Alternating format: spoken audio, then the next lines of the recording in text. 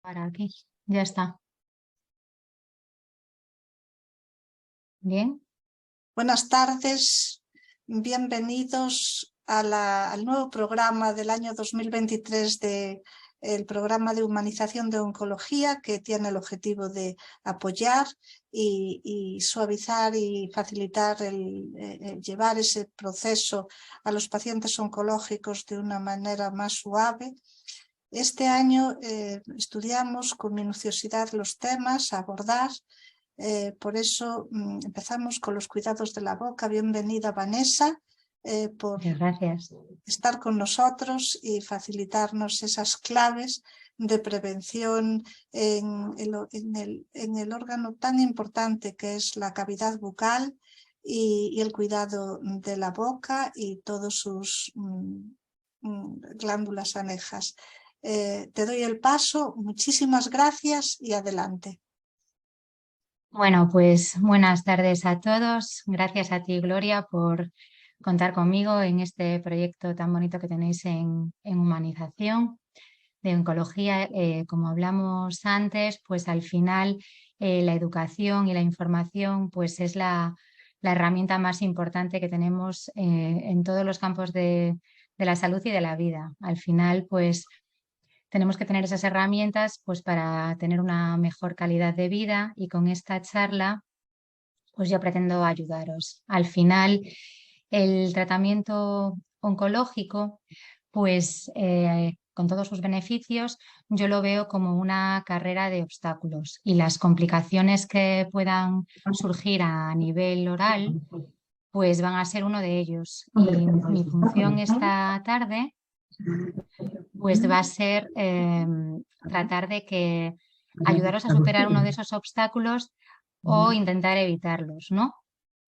El dentista, aparte de ser un sacamuelas, que es de lo que tenemos fama, pues tiene un papel muy importante tanto en el diagnóstico precoz del cáncer oral, que es el sexto cáncer y supone el 3% del cáncer total, como en los cuidados orales durante el tratamiento oncológico. Entonces vamos a empezar con la charla. A ver si puedo bajar. Mirad, ¿por qué la mucosa oral es tan susceptible a la toxicidad de los tratamientos oncológicos, de la quimioterapia y la radioterapia? La quimioterapia pues busca, el objetivo es atacar las células cancerígenas que se reproducen muy rápidamente. El problema es que no es selectivo para esas células, sino que también afecta a otras células del organismo que también se reproducen muy rápidamente. Esto sucede en la médula ósea, en los folículos pilosos y en el epitelio oral. En concreto, en la cavidad oral, por tres motivos. Tiene una alta tasa de renovación celular. Nosotros sabemos que cualquier úlcera que aparece en la boca, que después de 15 días sin tener una causa traumática no desaparece, la mandamos a biopsiar. ¿Por qué? Porque sabemos que por sí solo ya el epitelio se va a regenerar, ¿no? Es muy rápido. Además, en la boca pues, viven más de 3.000 bacterias y está sometido a continuos microtraumatismos. Es decir, no es una mucosa que esté estática, sino que yo ahora, mientras estoy hablando, si tengo pues algún borde cortante, alguna muela en mal estado, pues estoy generando continuos traumatismos al masticar, al hablar. Es una mucosa en continuo movimiento. Aquí están las complicaciones más frecuentes que se van a dar con estos tratamientos. Son la mucositis, las infecciones, la hiposialia y la serostomía. Son diferentes. Una cosa es la disminución de la saliva y otra cosa es la sensación de boca seca, la osteonecrosis, el sangrado y el dolor. Esto es muy importante porque si estas complicaciones se mantienen en el tiempo, pueden llevar al paciente a una deshidratación y a una desnutrición, y a veces a la imposibilidad o a la discontinuidad del tratamiento oncológico. Por lo tanto, el resumen de esta charla con lo que tendríais que quedaros es con la importancia de hacer una visita al dentista al menos 4 semanas antes de empezar cualquier tratamiento oncológico. ¿Por qué? En esa visita lo que se va a hacer es una evaluación general de la boca, se va a hacer una higiene, se van a dar las instrucciones de higiene y se van a eliminar todos aquellos posibles focos infecciosos que tenga la boca, o bien los que tengan pronóstico irreversible, pues habrá que sacar esas muelas primero o esos dientes, y los que tengan un pronóstico favorable, pues hacerles los empastes o las endodoncias. Se trata de eliminar, pues eso, todas las infecciones orales, dar las medidas para controlar el dolor en caso de que aparezca y siempre prevenir la osteonecrosis, que la herramienta fundamental es hacer todas las extracciones antes de empezar cualquier tratamiento oncológico. Las complicaciones orales con la quimioterapia se dan en un 40 a 70% de los pacientes y son mayoritariamente agudas, a diferencia de la radioterapia, como veremos después, que pueden ser agudas o tardías. Esto va a estar en función de la susceptibilidad individual que tenga el individuo al tratamiento, del estado sistémico general, de la dosis, del tipo de fármaco y de la duración. Hay más de 20 antineoplásicos que producen mucositis, toxicidad en la cavidad oral, pero principalmente, no voy a aburriros con esto, son el 5-fluorouracilo y el etopósido porque se excretan en saliva. Y los nuevos fármacos de terapia dirigida pues producen en un 70%, dicen mucositis la literatura, pero son más leves. Aquí tenéis de nuevo las complicaciones orales y vamos a empezar hablando de la mucositis. La mucositis es una inflamación y ulceración dolorosa de la mucosa oral, y gastrointestinal secundaria al tratamiento antineoplásico, también a enfermedades infecciosas o síndromes de inmunodeficiencia. Aquí os he puesto la clasificación de la OMS, donde analizamos la clínica de la mucositis, pero también se utiliza la del Instituto Nacional del Cáncer, que está basada en el dolor y en la capacidad de ingesta.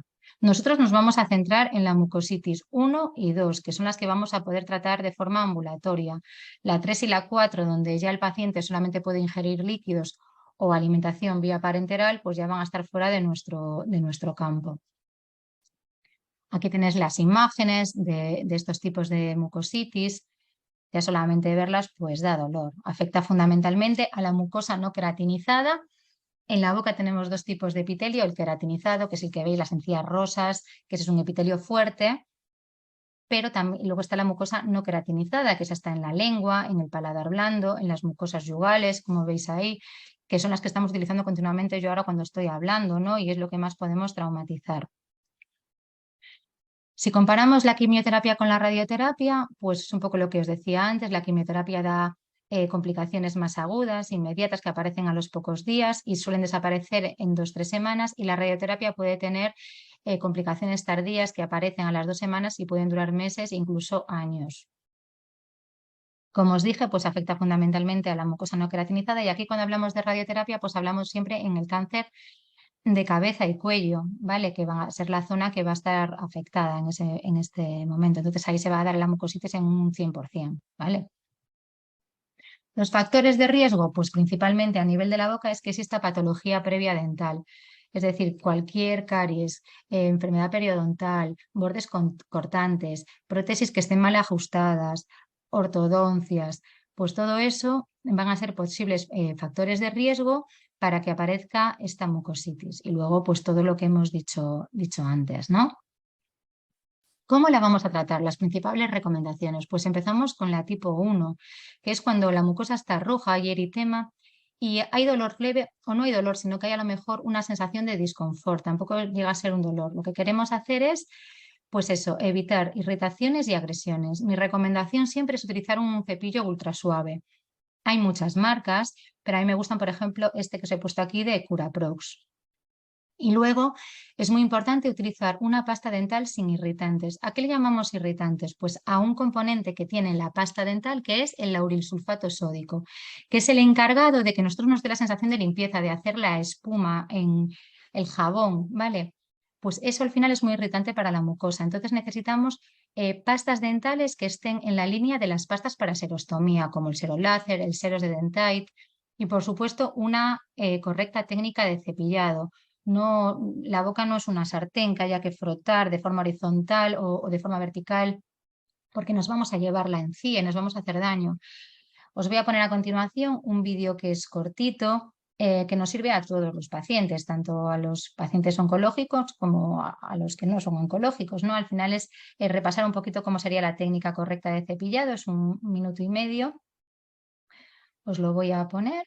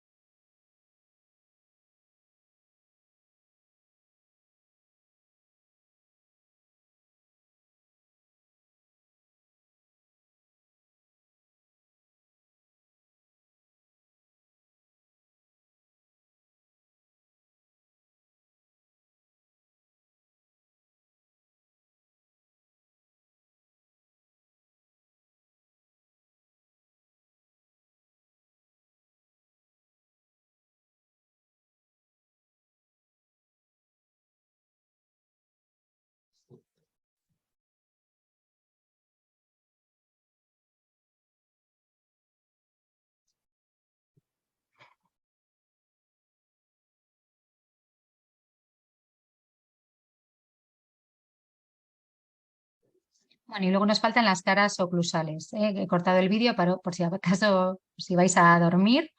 Pero bueno, es un movimiento de muñeca muy leve, muy despacio. De lo que se trata es que los restos que han quedado después de la comida, pues no se calcifiquen, ¿vale? No se conviertan en sarro, que no queden al lado de la encía y nada más.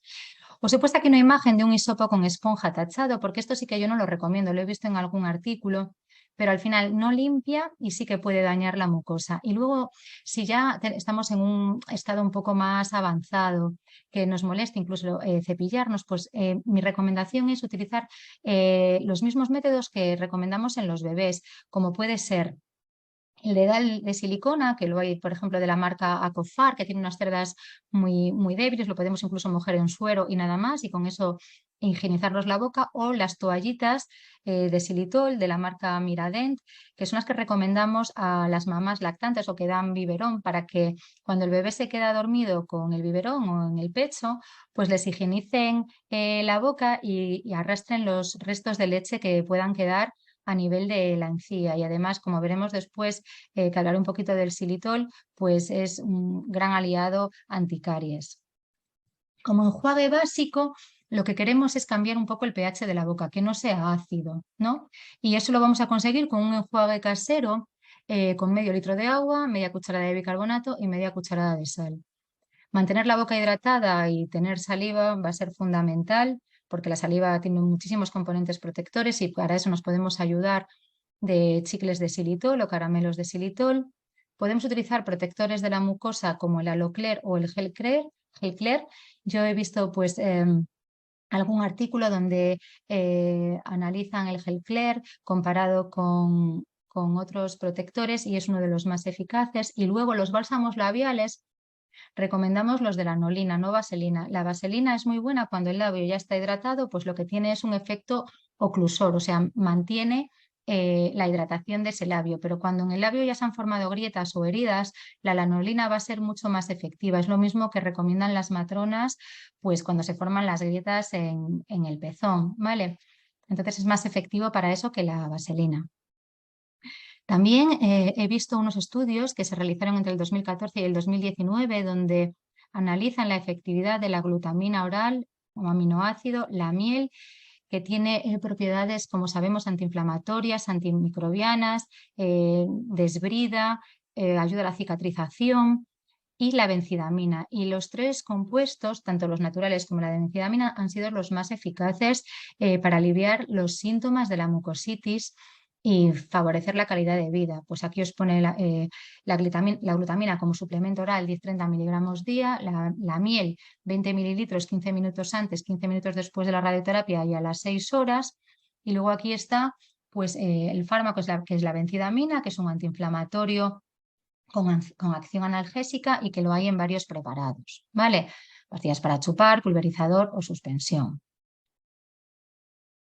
Y luego, hablando con el servicio de endocrino del Hospital de León, pues me dijeron que ellos en los pacientes con mucositis también utilizaban este compuesto que es el mucabe, que está basado en el ectoín, que es un aminoácido que tienen bacterias como la Lomona elongata, que viven en medios muy hostiles, desiertos, lagos salados, y lo que hace es estabilizar la membrana celular, favorecer la hidratación y la inflamación. ¿Vale? Se recomiendan como 2 o 3 veces al día, vienen en ampollas individuales y el problema mayor quizás es que es un poco caro, ¿vale? Pero creo que funciona muy bien. Os lo he puesto aquí también porque me pareció interesante.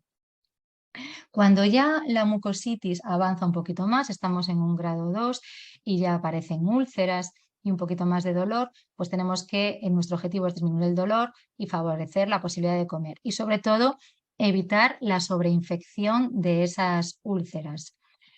Si hay ortodoncia, recomendamos la retirada. Si hay prótesis que no estén bien ajustadas, por supuesto quitarlas, y las que están bien ajustadas, pues solamente utilizarlas para comer.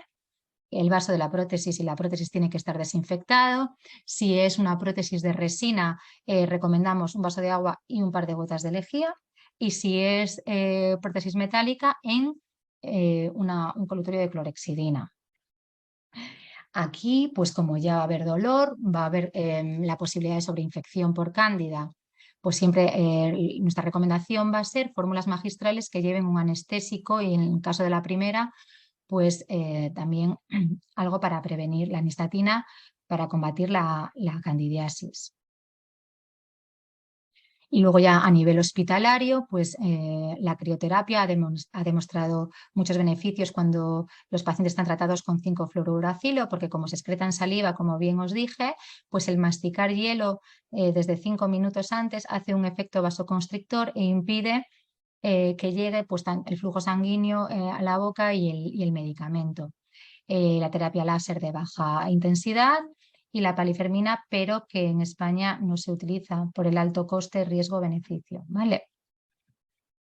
No se recomienda, que esto sí que aparecía en algunos artículos, el sucralfato, la clorexidina, porque además puede ser irritante, el alopurinol, la propantelina y masticar chicle. Aunque antes os puse que para estimular la saliva podéis masticar chicle, es verdad que si ya hay heridas y todo, pues mucho mejor chupar caramelos de xilitol y no masticar chicle, ¿vale? Y ya cuando son mucositis grado 3 y 4, pues ya es tratamiento médico hospitalario por parte del oncólogo y ya con medicación sistémica, ¿vale? Que ya está fuera de mi campo, pero os lo pongo aquí para completar la información. Recomendaciones generales. Bueno, pues la higiene bucal con los colutorios, como dijimos antes, de bicarbonato o una solución de suero. Evitar, por supuesto, los colutorios que lleven alcohol. Mantener la boca hidratada, la hidratación de los labios. Os pongo también el aceite de oliva porque también he leído algún estudio donde lo utilizan, ¿vale? Alimentos con alto contenido en proteínas. Por supuesto, estos pacientes necesitan una dieta pues hipercalórica, queso, clara de huevo, pollo, grasas. Evitar alimentos ácidos, amargos, picantes, salados o muy condimentados. La alimentación, si ya tenemos dolor, pues blanda y triturada. Evitar frutas verdes, crudas y bebidas gaseosas. Luego también hablaré de esto, pero bueno, tanto las bebidas carbonatadas como las bebidas isotónicas como el alcohol, pues tienen muchos ácidos y son perjudiciales.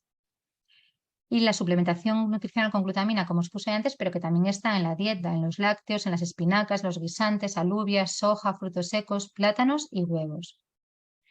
La segunda complicación son las infecciones y van a estar muy relacionadas pues, con el estado general del paciente, ¿no? Las áreas más susceptibles pues, son dientes, encías, glándulas salivales y mucosa oral. Y como siempre en esta diapositiva, pues lo único que tenemos que decir es para evitar cualquier añadido que pueda empeorar la calidad de vida del paciente, como puede ser una extracción dental, pues hay que hacerla antes, ¿vale? Porque muchas veces no se puede hacer durante el tratamiento oncológico. Y luego las infecciones víricas y la candidiasis pues serían las más frecuentes. El sangrado espontáneo. Esta es una complicación que asusta mucho al paciente. Y hay controversia acerca de si es mejor interrumpir la higiene o no. Nosotros pensamos que no, que al final el riesgo de no mantener una buena higiene es mayor. Entonces, al final lo que nos interesa es, pues de forma puntual, podemos desbridar la zona irrigando con agua oxigenada diluida en suero. El agua oxigenada no se debe utilizar de forma normal porque interfiere con los queratinocitos y los fibroblastos y entonces impediría la correcta cicatrización de las heridas, pero de forma puntual sí que se podría irrigar y limpiar esa zona con este enjuague, ¿vale? Y nosotros creemos que utilizando las medidas de higiene que os dije antes, como las toallitas o el cepillo, el dedal de silicona, pues es muchísimo mejor mantener la higiene que no interrumpir el cepillado, ¿vale? La osteonecrosis es diferente de la osteoradionecrosis que se va a producir con la radioterapia. Es la exposición de hueso necrótico en mandíbula o maxilar en pacientes que no han sido radiados de cabeza y cuello y que persiste más de 8 semanas. Esto se da sobre todo pues, en pacientes con metástasis en el cáncer de mama, por ejemplo, ¿no? Se da este tipo de medicación y con lo único que os tenéis que quedar es que el principal riesgo es hacer una extracción durante el tratamiento. Entonces, ¿qué hay que hacer? Pues lo de toda la charla, hacerla antes, ¿vale? Como os pone aquí, el mayor riesgo son las extracciones dentales, prótesis dentales que no encajan y los bifosfonatos, los que son intravenosos y están asociados con corticoides más. Y va a estar en función de la duración y administración del medicamento. Claro, a ver, pero estos son otro tipo de tratamientos, ¿vale? Sabemos que si los bifosfonatos, pues usados durante más de 3 años y son intravenosos, pues tienen más riesgo, pero el resumen es que hay que hacer las extracciones antes. La disgeusia, pues es un sabor, la sensación de un sabor desagradable secundario a la difusión del fármaco en la cavidad oral. Es reversible, sabemos que se normaliza en pocos meses, es más frecuente para los sabores salados y se puede tratar con complementos de sulfato de zinc, como os pone en esta diapositiva. Y ahora vamos a empezar con la radioterapia. No sé si hasta ahora hay alguna pregunta o voy muy rápido. No sé, Gloria, ¿cómo lo ves? No, está siendo muy clara, vas por Muy bien. secuencialmente, ¿Seguimos insistes. entonces? Adelante, adelante. Bueno, pues entonces empezamos con la radioterapia. La radioterapia va a dar complicaciones agudas, como os dije antes, y complicaciones tardías, que ese es el mayor problema. Hablamos de la radioterapia en los pacientes con cáncer de cabeza y cuello. No podía dejar de poner esta diapositiva porque siendo dentista y cualquier sanitaria, pues tenemos la obligación de intentar que el paciente deje el tabaco. Todos los efectos del tabaco van a ser perjudiciales y en el cáncer de boca es el factor principal, la principal causa y potenciado con el consumo de alcohol se multiplica por 7 la probabilidad de tenerlo. Entonces, suspender el uso del tabaco de forma permanente es fundamental. Las principales complicaciones que pueden surgir con la radioterapia es la mucositis, como hemos dicho antes, infecciones también, la osteoradionecrosis, disgeusia, disfagia, fibrosis muscular, que es el trismo, que es la dificultad para abrir la boca, y luego de lo que más vamos a hablar ahora es de la disminución de la secreción salival y la serostomía, que va a dar lugar a la caries por radiación. Si disminuye la saliva, es el principal componente protector frente a las caries, aparte de las múltiples funciones que tiene, que os pongo aquí, funciones digestivas, preparación del bolo alimenticio, funciones gustativas, propiedades lubricantes, dilución y eliminación de azúcares, mantiene el pH de la boca y mantiene la integridad del diente, ¿vale? Porque al final en el diente para que se produzca una caries tiene que haber un desequilibrio entre la desmineralización que producen los ácidos, el ácido láctico cuando tomamos un azúcar y la remineralización que está potenciada por la saliva. Si no tenemos saliva, pues ya tenemos una herramienta menos para combatir la caries, ¿vale? Entonces, el no tener saliva pues va a dificultar el hablar, masticar, deglutir. Va a producir la queilitis comisural, costras en los labios, dificultad para aguantar las prótesis, las dentaduras postizas, sensación de ardor en la boca, más sensibilidad ante comidas condimentadas y va a producir caries. No solamente en la radioterapia va a tener este efecto, sino que esto lo vemos en el día a día. Aquí os pongo una lista de todos los fármacos que producen serostomía. Entonces, Esto va a ser útil para todos estos pacientes, ¿vale? ¿Cómo tratamos la boca seca o las principales recomendaciones para tratarla? Bueno, pues enjuagues una vez más con soluciones salinas y bicarbonato, que es el mismo enjuague casero que os dije antes. Otra vez lo mismo, chupar pastillas de vitamina C, caramelos sin azúcar. Y luego aquí os pongo un colutorio que a mí me gusta mucho, que es el Serostom, que está compuesto por aceite de oliva, que lo que hace el aceite de oliva pues es, pues eso, tiene una función protectora de la mucosa, la betaína es un humectante y el xilitol, que es un potente anticaries. Podemos prescribir saliva artificial o en fórmula magistral. He leído algún estudio que han hecho pues los judíos, que son así siempre como muy innovadores, con un aparato que es el Saliwell, pero que no tiene resultados muy concluyentes, y luego ya el fármaco, que es la pilocarpina. También he leído varios estudios donde evaluaban la eficacia de un sustituto al salival casero a base de manzanilla y semillas de lino en el alivio de la boca seca y la disgeusia, y demostraron la misma eficacia que los preparados comerciales de saliva artificial. Es decir, habría que hacerse como una infusión con la manzanilla, que tiene pues eso, efecto sedante, antiinflamatorio y antimicrobiano además, y las semillas de lino, que son ricas en mucílagos, igual que las mucinas salivales. Esto os lo pongo como curiosidad, pero me pareció muy interesante.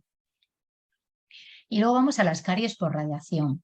Estas caries son muy escandalosas porque si no utilizamos medios preventivos, el paciente se encuentra de repente, pues unas caries se producen como desde dentro hacia afuera. No es que empecemos viendo el agujero y luego lo podamos prevenir, sino que de repente el diente se parte, ¿vale? La radiación es tan potente que desmineraliza el diente desde dentro.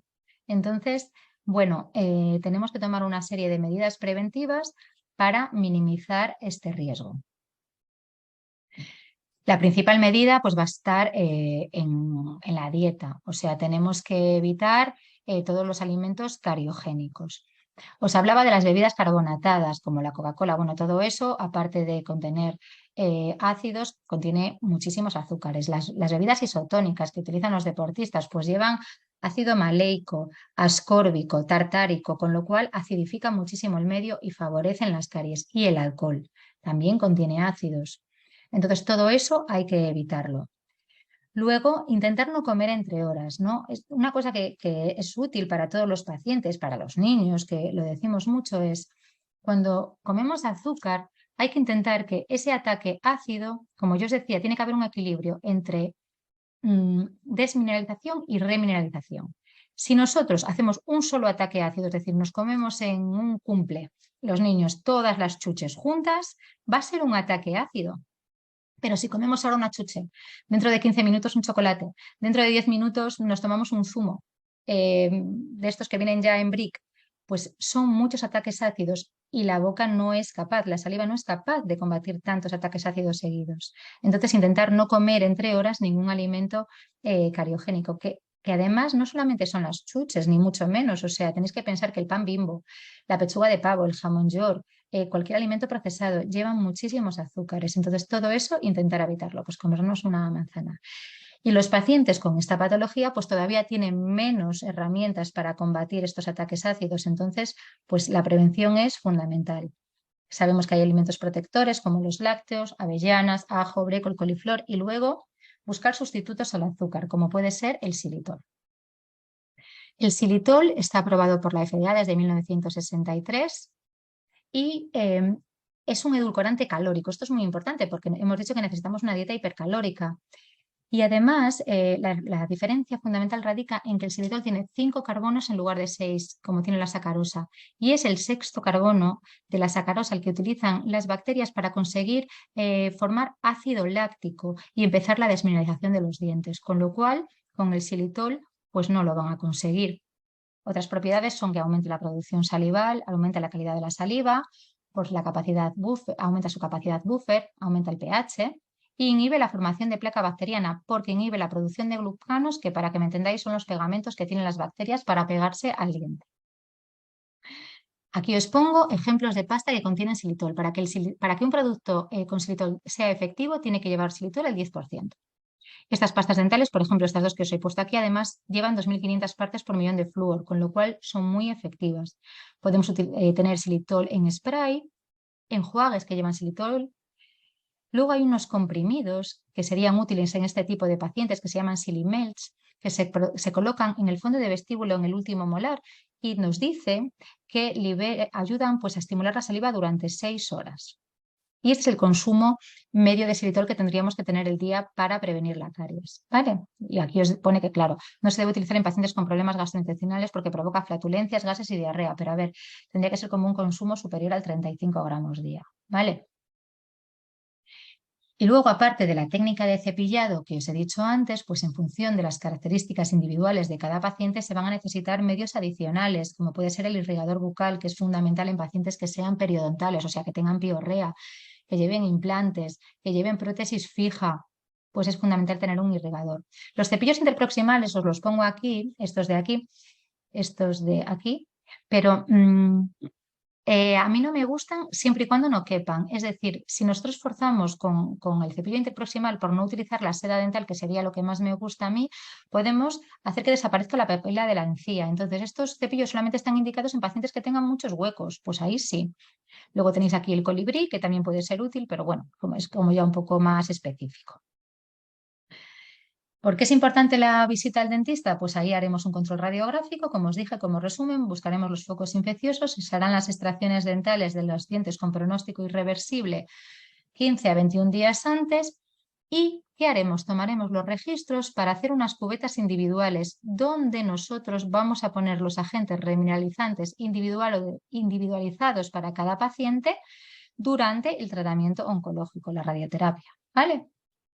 ¿Cuáles son los agentes remineralizantes? Mirad, el flúor ha sido el remineralizante por excelencia, porque no conocíamos otra cosa, pero hoy en día ya hay productos biomiméticos como son el fosfato de calcio, la nonhidroxiapatita, que son mucho más efectivos. Y en concreto, yo he leído el otro día un estudio que comparaba los geles de fosfato de calcio amorfo que están basados en el fosfopéptido de la caseína derivada de la leche con la nonhidroxiapatita y es más eficaz la nonhidroxiapatita. ¿Por qué? Porque los geles de fosfato de calcio amorfo necesitan que los dientes estén muy limpios para que sean efectivos realmente. Entonces, claro, muchas veces no tenemos una higiene exquisita. Entonces, a mí me gustan más los geles de nanohidroxiapatita, como puede ser el Apacare, el Nickerfield, los tenéis todos en la foto.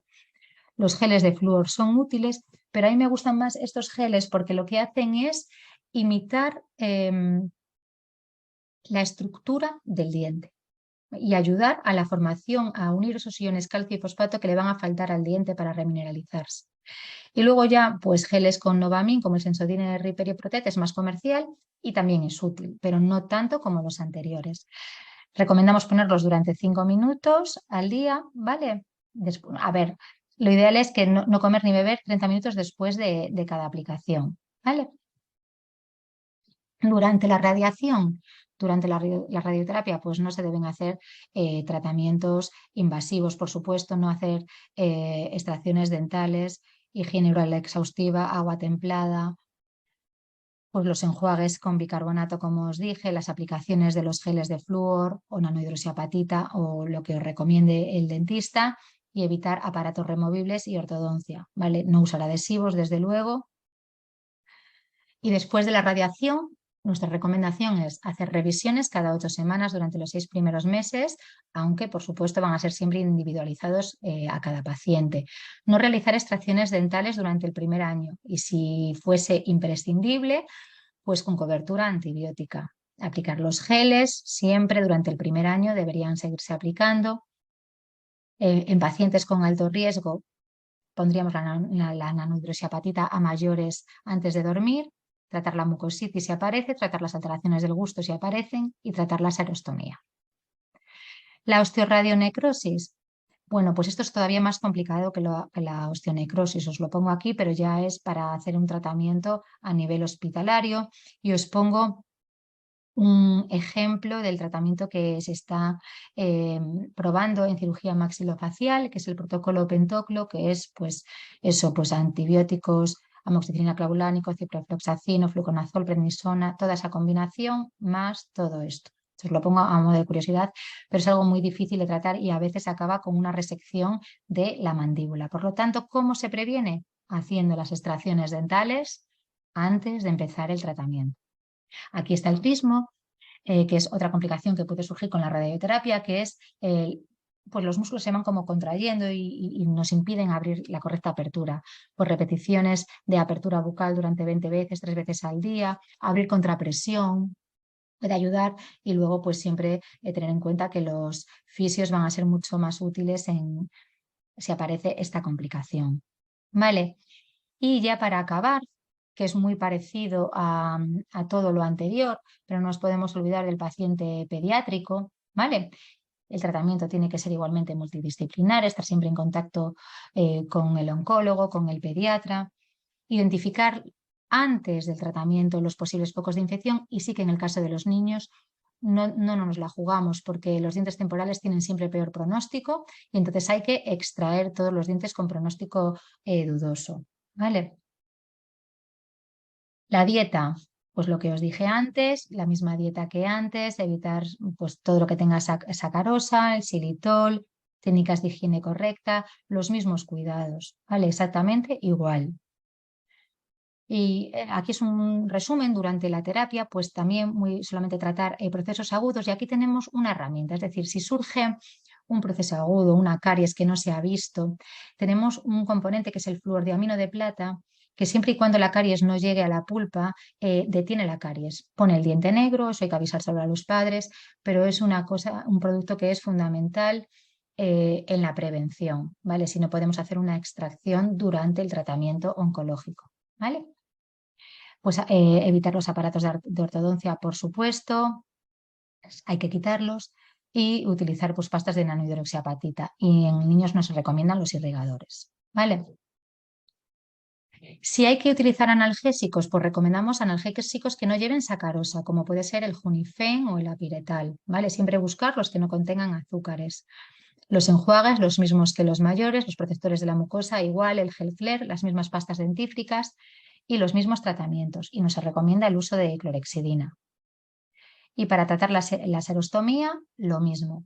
En los niños a mayores aparece muchísimo dolor en los tratamientos que tienen a base con vinblastina y la vincristina. Aparece alto dolor en los molares inferiores, tienen como una hipersensibilidad. Entonces, pues ahí sí que vamos a utilizar las cubetas con geles de nanohidroxiapatita siempre, y mezclada con hidrato potásico, que es más efectivo que solamente la nanohidroxiapatita. Entonces, bueno, los objetivos, pues eso, mantener la salud bucal, reforzar al paciente y familiares en la importancia que tiene realmente la salud bucal y que lo que nos puede complicar la vida durante el tratamiento oncológico, ¿vale? Revisiones cada 6 meses, tratamientos de serostomía, y luego la ortodoncia no debería iniciarse hasta pasados 2 años. No se recomienda en la mandíbula por ser un hueso mucho menos vascularizado, y siempre buscar tratamientos que no sean con brackets, pues ya otras alternativas como puede ser el Invisalign. Y hasta aquí hemos llegado. Os pongo esta foto porque, como os dije al principio, para mí el tratamiento oncológico es una carrera de obstáculos. Las complicaciones en la boca pueden ser uno de ellos, y yo con esta charla pues espero ayudaros a superarlo. Nada más, no sé si se ha quedado claro, ¿cómo lo veis? Muchas gracias, Vanessa. Claro que quedó claro. Que fuiste muy concreta, fuiste al tema. Dice aquí María Agustina Fernández Pérez: ¿es recomendable limpiezas en odontólogo en paciente oncológico o se deben evitar? Es recomendable antes del tratamiento oncológico. Lo ideal es siempre antes, porque al final la limpieza es agresiva, porque vamos a tratar siempre la boca de forma subgingival, entonces vamos a favorecer el sangrado, hay que hacerla antes. Queda claro. Podéis hacerle preguntas a la doctora Vanessa. Es una ocasión de oro. Bueno, si no os dejo mi contacto, tampoco pasa nada. Exactamente, lo tenéis en el fondo de la pantalla. Sí, sin Y te problema. lo agradecemos porque además de dentista es ortopediatra, quedó patente en los cuidados en pacientes pediátricos. Dice María Agustina, genial presentación. La conozco, ¿eh? La verdad es que Un estuvo beso, Agustina. clarísima, clarísima. Menos mal que está grabada, ¿eh? La pondremos a disposición de quien la desee. Lo subiremos a YouTube, al canal de YouTube, pero se le facilita a todo el mundo porque es de una gran riqueza. Enhorabuena, Vanessa. Bueno, muchas gracias. Yo, para lo que pueda ayudar, pues ya sabéis que podéis contar conmigo. Lo poquito que pueda aportar, yo aprendo de vosotros y espero haberos enseñado algo o algo útil, por lo menos, que Supuesto sirva. que sí. Por supuesto que sí. Abordaste todos los aspectos. Sí, dice aquí una persona, Azucena. Tienes razón, Gloria, muy interesante y útil, dice Azucena. Podéis hacerle preguntas a la doctora Vanessa Quiñones. Es el momento de si hay algo que aclarar de los cuidados de la boca. Son momentos críticos, el tratamiento tanto de quimioterapia, abordaste todos los efectos secundarios y yo me quedé con unos términos como curaprox, xilitol, serostón y los agentes remineralizantes. Es una palabra compleja. Bueno, son cosas como muy útiles, ¿no? Porque es que son útiles en muchísimos campos, porque, por ejemplo, en la odontopediatría, ahora que se está viendo muchos defectos en el esmalte en los niños que nacen con molares hipomineralizados, se ve que los niños vienen una y otra vez, es que me hace un empaste y se me cae, me hace un empaste y se me cae. Pues los agentes remineralizantes son muy útiles en estos niños, utilizarlos, y se conoce poco. Entonces, no solamente es en estos pacientes, yo creo que pues cualquier persona, por ejemplo, que tenga mucha sensibilidad, tienen siempre alternativas y a veces no se conocen. Y aunque no los utilicemos porque son un poquito más caros de forma habitual, pues emplear una pasta normal por el día, nunca pastas blanqueantes, que esto no lo he dicho, pero eso es un horror porque son muy abrasivas, pero para todos los pacientes. O sea, tienes que tener unos dientes como los africanos ¿no? Pues eso no se debe utilizar, no se deben cepillar los dientes con bicarbonato, aunque recomendamos los enjuagues con bicarbonato, pero es algo distinto. Hay gente que se los cepilla. Entonces, pues la verdad es que utilizar una pasta remineralizante, aunque sea solamente, por ejemplo, el Sensodyne Repair and Protect, que es una pasta comercial, ya es fantástico para los dientes, mejora muchísimo la calidad. Eso es. Las periodontitis tan complicadas. Sí. Y aparte que generan mucho sangrado, los pacientes se asustan mucho porque, claro, ahí sí que sangran con nada y se forman pues coágulos que hay que arrastrarlos. Por eso ahí sí que es importante irrigar de forma puntual con el agua oxigenada, pero bueno, no se recomienda mucho eso. Muy puntual, para arrastrar, para limpiar y nada más. Los irrigadores, eres partidario de los irrigadores. Los irrigadores son muy importantes cuando son, o sea, los pacientes periodontales mejoran muchísimo. Yo los pacientes que utilizan irrigadores cambia su boca total. Porque llegan donde el cepillo no llega y el enjuague tampoco. O sea, imaginaros, si el surco gingival tiene como máximo 3 milímetros, si tú tienes una bolsa periodontal, va a estar a partir de 5. Nada entra ahí. Entonces las bacterias van a seguir ahí. Da igual que el dentista te haga un buen tratamiento, porque el tratamiento no se puede hacer todos los días. Entonces, lo más importante, igual que la caries, todo al final se cura en casa. Si es que en el fondo los dentistas tampoco somos tan necesarios. Si lo hacemos bien en casa, ¿no? O sea, con un buen irrigador, si eres un paciente periodontal o llevas implantes o llevas prótesis, pues ya mejora muchísimo la higiene en tu boca. Pero claro, hay que dedicarle tiempo, ¿sabes? Pues pones perdido el espejo. Yo se lo regalé a mi padre y no lo utiliza. Porque no le deja a mi madre. Pero Efectivamente. claro, a ver, yo tengo que contarlo. Los pacientes que lo utilizan mejoran y es muy útil. Es verdad que si tienes una boca sana, no necesitas un irrigador. No, ahí no. Necesitas cepillo y seda. Nada más. nada más. Seda sí, seda fundamental. Pues muchas gracias por Nada, transmitirnos tantos consejos, tanta sabiduría. Dice aquí Agar, soy higienista dental en activo y mamá de niña que ha sido paciente oncológica. Y te agradezco mucho todo este trabajo, me va a ayudar mucho en el futuro. Muchas gracias, dice Azucena. ¿Y los cepillos eléctricos ahora que están tan de moda?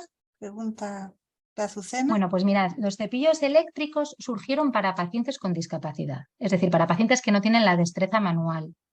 Entonces, el cepillo eléctrico es útil. Lo que yo veo es que la gente que utiliza un cepillo eléctrico hace así, boom, boom. Entonces pasea las bacterias.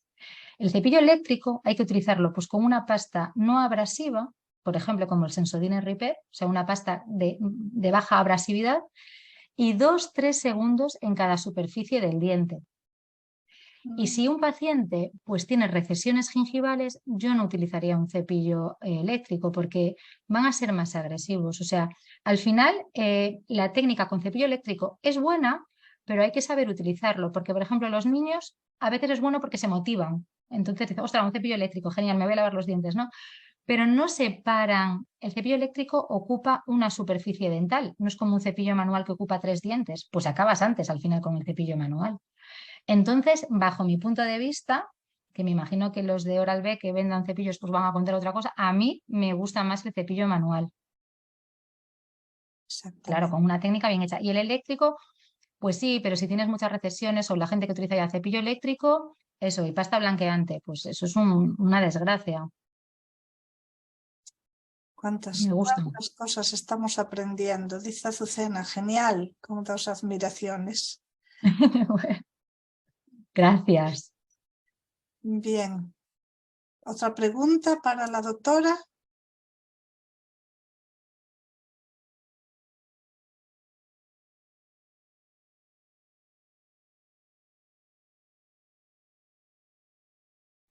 Pues estamos todos en silencio. Te doy las gracias. Invito a los asistentes al 30 de marzo, que vamos a hablar de emociones, cómo regular nuestro control emocional. El psicólogo Mario Rivas también nos aconsejará sobre las claves del control de la emoción y sobre todo en procesos oncológicos, que estamos en el programa. También quiero aclarar que este año tenemos como más libertad, volvimos a la normalidad y vamos a hacer nuestro programa de humanización con actividades también presenciales en la ferretería, en la calle Amor Meilán. Algunos ya cuando se publicitan en la difusión de cada sesión, pues especifica la modalidad de emisión.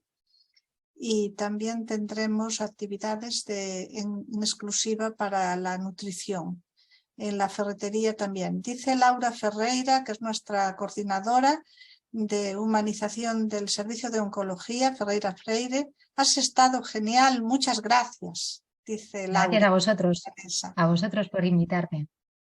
Y quedáis todos invitados a nuestro programa. Mil gracias, Vanessa, por estar aquí. Y me despido de vosotros. Os digo que está grabado a disposición de todos y nada más. Desearos buena tarde y hasta el día 30 de marzo para los que queráis asistir a la próxima sesión. Buenas tardes. Gracias, Gloria. Adiós. Un abrazo a todos. Un abrazo.